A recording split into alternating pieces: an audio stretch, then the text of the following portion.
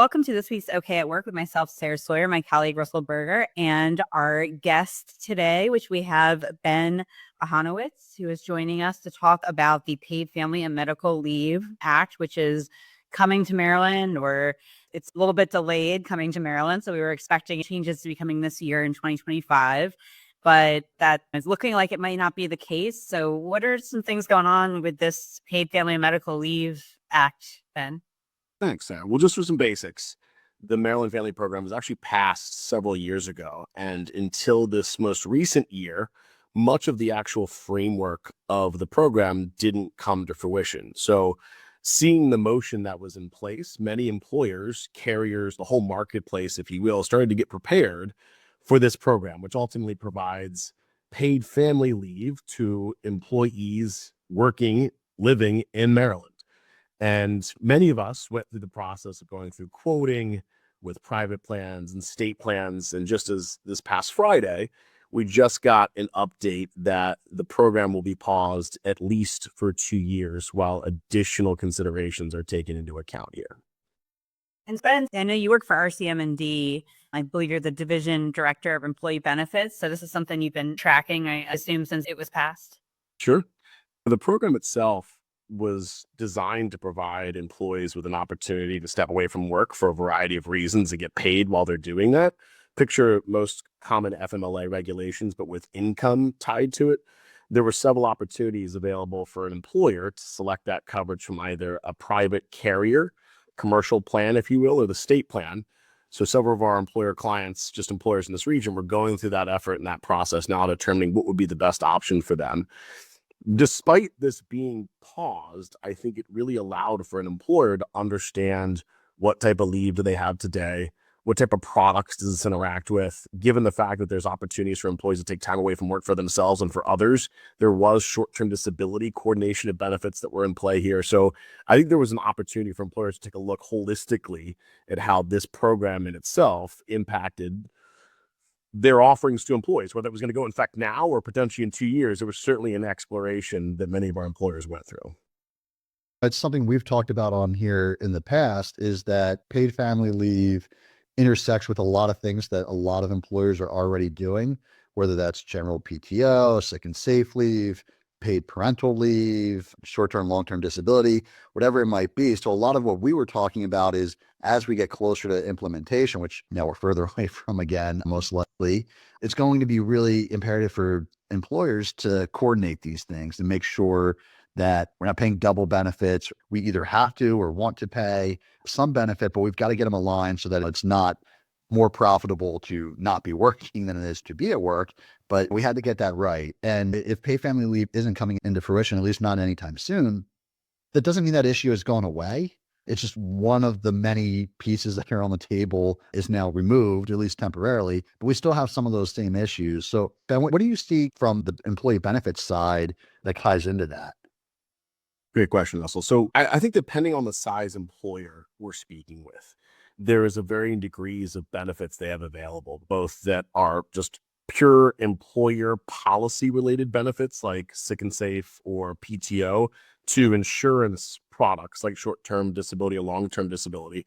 We would certainly say in the spectrum of employers looking to differentiate themselves, many of them have had a conversation saying, hey, how do we provide benefits to employees that don't make us look like other employers if we intend to be an employer of choice? And in that realm, there's only so many insurance products you could buy. Short-term disability is short-term disability. Long-term disability is long-term disability. Employers have taken upon themselves to figure out how to factor in other elements of leave that provide the employees that they're attracting or retaining the flexibility and payment they're looking for. I think it's generally been accepted that many employees working today have responsibilities outside of work, caring for children, potentially caring for parents. This program, sponsored by the state, I think could have the ability to help a great deal of people. Now, despite what some employers may view of that from a cost perspective, which certainly was expensive, the actual thought, the program itself, certainly I think was going to be welcomed from an employee perspective on their ability to take time away from work to care for their loved ones in a way that wasn't going to put them in serious financial harm. And so I do think there's an opportunity for employers to take the notion of this program, potentially think about a way to separate themselves from other employers as they think about attracting and retaining employees, and see if there's an opportunity to put something that's cost effective together that gives the employees the flexibility and the financial backing they need to take care of their family and themselves. Yeah, I think it's great for them to be examining that. And as Russell alluded to, just making sure that they're doing it in a way, from our perspective, when we get involved on the legal side, making sure they're doing it in a way that they're documenting it and creating policies around it so that it makes sense what's going on at the state level, the federal level, how all these things interact with each other. So I'm sure that's a part of what many of these employers you're working with are looking at as well, and just making sure that the employees know how to use it, how it actually works, how it interacts with some of the state and federal benefits that they might read about in headlines or see. But I think that's always the interesting thing with these new programs is that employees are reading the news and the headlines. And the Baltimore Sun, I live in Baltimore City, right? So they had a lot of headlines around these topics. So making sure to keep employees informed as well about what the employer is doing for them, what the updates are, what's available, because it can be pretty confusing, I think, from an employee perspective. 100%. From someone who's tasked to managing these programs, or at least understanding the rules and responsibilities, typically falling into an HR role or a finance role to some extent, depending on the size of the company.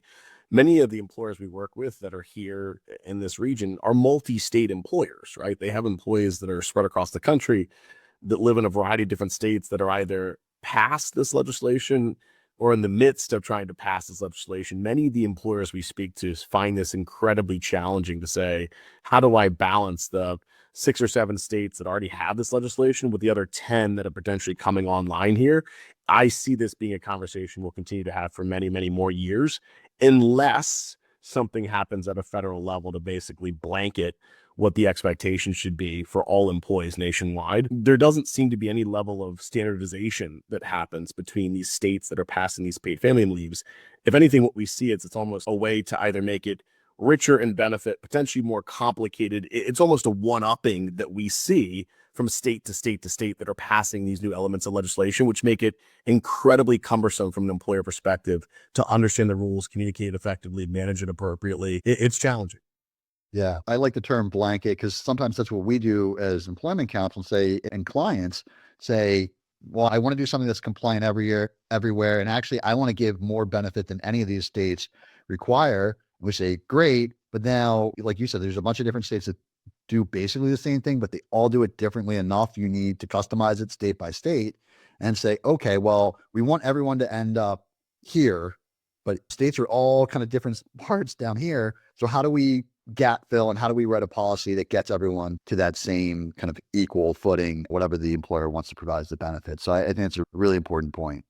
Yeah, it really help with implementation and day-to-day operations as well, instead of trying to manage several different states and lots of different benefits. Lots of employees in different states having different benefits creates some practical challenges as well. Well, thank you so much for joining us, Ben. It was really great to have you and talk about this important topic, and I'm sure there'll be more to come, and I really enjoyed having you on. Awesome. Thanks, Sarah. Thanks, Russell. Appreciate it. Yeah, great. Thanks, everyone.